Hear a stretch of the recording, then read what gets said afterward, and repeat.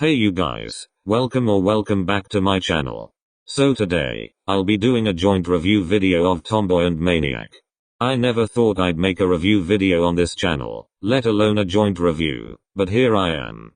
And why not let i-dle and Stray Kids be the first? Especially after the year i-dle have had. And I've always seen Stray Kids and i-dle as siblings in a way because they have some similarities and sort of came up together in a way. As always, this is a disclaimer that this is my review, so my opinions. If you know you can't handle a different opinion, here's your warning to click off now because I won't be holding back. Now that I've got the intro out of the way, let's get started. Yeah, I'm tomboy. So it's obviously been a couple of days since Tomboy and I've had mixed feelings about it. When I first heard Tomboy, I guess you could say the shock factor of not hearing or seeing them in such a long time made me instantly think it was amazing. I mean, I know the MV definitely was. But after a couple of listens without the video, I had to pause because I noticed a lot of things about the song that gave me the ick. For example, I know everyone's talking about Soyeon's rap in particular. And I have two things to say about this rap. 1. It's ass. Plain and simple. As a fan of i-dle myself, I can wholeheartedly admit that it was garbage. It's giving I don't know what the fuck I'm talking about, but I'll just put together some trendy lingo and hope you know what I'm talking about. The whole TikTok queendom bullshit she was rapping about was corny. Yeah, I wasn't here for it. And also, people need to stop saying that she was alluding to the soojin situation. Did she actually say that's what she was referring to, or are y'all just making it up to make yourselves feel better because you know how terrible that rap was? Please stop talking out of your ass. Soyeon never confirmed shit. Y'all are literally holding at strands trying to use this excuse to defend that shitty rap. And before y'all try to come for me, I am literally a Neverland, but I don't lie about liking something even if it's my faves. If we took all the ambiguity in the lyrics so seriously, then we can also say that she was referring to Hyuna with the ping pong stuff. But she has never confirmed anything. So stop trying to make stuff up on her behalf. And the second thing I wanted to mention about the rap is that it's interesting to see how people are receiving this. A lot of people didn't receive it well, which is understandable because, like I said, I myself didn't like it. But I think the backlash that Soyeon is receiving is very interesting to see because it's almost like people expected more from her, even the people that dislike her. Because there has been a lot worse that's come out in K-pop that didn't receive half the strays that Soyeon did. Another thing I didn't like was that Miyeon, the main and strongest vocalist, barely getting any shine. Where the fuck was she? I mean, with one less member, shit, I thought it would at least give the others a chance to shine more, but no, she was nowhere to be found. Which brings me to my next point, which is why wasn't there a proper bridge? They could have done more than the monosyllabic pre-bridge. It felt like it was leading up to something more. That would have been the perfect opportunity to put in some sort of vocal heavy arrangement with some belts, and then finish it off with the dance break and outro. You have a main vocalist like Miyeon and you're barely using her. What's going on? The ending sounded so bare. But moving on, I'm gonna talk about what I did like.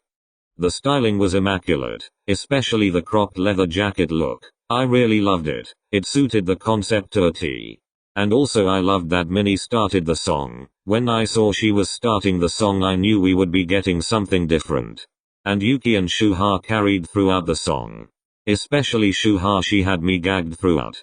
It's safe to say that they're definitely considering their international fan base and not just appealing to the general public in Korea. Especially considering what's going on right now, but that's tea for another day. Now with the B-sides, Polaroid and My Bag are definitely the standout tracks. They redeemed themselves with these songs. Overall, aside from Villain Dies, there weren't any objectively bad songs, but there was a lot of filler songs, which is a bit disappointing, but I guess we can't have it all. But to conclude, I enjoyed this comeback, even though there were a few things that could have been better, especially considering it's their first full album, but I'd say I give it a solid 6.5 out of 10. It's not touching the likes of I Burn, I Made or I Trust because that's still the Holy Trinity.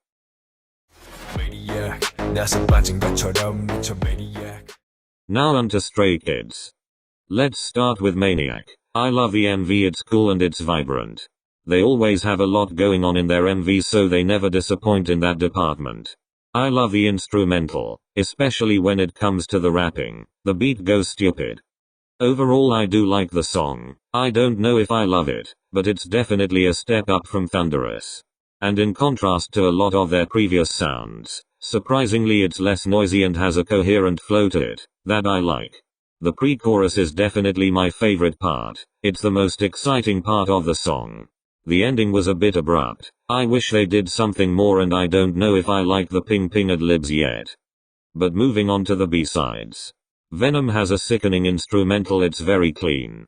The best part of the song for me is definitely when Han comes in. The song itself isn't that memorable, but it's a good listen. Han chewed on Charmer, again another insane beat. It's got this addictive energy about it and definitely has TikTok potential. That little chitty bang part in the second rap is too good, definitely the pussy part of the song. Freeze was okay until that ridiculously annoying drop. If we ignore that drop, then we can still have a good time because the song isn't bad, but that drop doesn't work for me. The beat switch up worked for Maniac, but I can't say the same for Freeze. They reverted back to their emo roots on Lonely Street. It felt like a glimpse of Levanter and Voices in a way. So I appreciate that. I'm not a big fan of the way the auto-tune is used, with the singing parts in the pre-chorus. I know they've done this before on songs like Any, and I liked it then, but I don't like it now, when it comes to this. It's shouty and squeaky, make it stop. Waiting for Us is cute, definitely giving the main character of a teen movie going through it vibes. Hero from Disney Channel's Starstruck to be exact. But it's refreshing to hear their vocals. I liked it. And finally Muddy Water. Where do I even start with this one? From the little jazz piano intro to Felix just devouring lyrically and sonically. They all gave 110% on this song. I think this is the only song that genuinely blew me away. I did not expect this type of slayage. And I love that it didn't take some sort of explosion because they still gave me what I wanted. Definitely the best song on the album, single-handedly outsold all the others. I was content with the songs besides Freeze, but I just yearned for more, but then came Muddy Water. Like, are you kidding me? That first verse is giving me pure 90s hip-hop bliss. Felix rode that beat with ease. When do you ever hear a song like this in K-pop, especially K-pop today in its current state? This song definitely gave the album the sauce and sign-off it needed. Overall I like the dance trap approach to this album. It suits them and they pull it off very well. It has a great message. I also feel like it shows their artistic growth. It sounds refined and you can tell a lot of thought was put into it. The songs go very well together. They have a coherent theme and heavy on the but. In a way it was bland. I don't mean bland in the sense that it sounds bad, but I feel like on this project it sounded like they relied a lot on the beats. In a way it lacked substance. It was like the production was directing them and not the other way around. And there wasn't a lot of build-up. They obviously had the switch up in drops on songs like Maniac and Freeze, but I didn't feel that surge of excitement that I did with most of their previous albums. Of course Muddy Side is an anomaly to this. It fits with the theme, but it's the only song I actually feel like they rode the beat and not the other way around. But nonetheless it's still a good album. To conclude, I would give the album a 7 out of 10. Again, like i-dle, not their best work, but it's worth the listen. It's enjoyable. In Life remains their best in my opinion.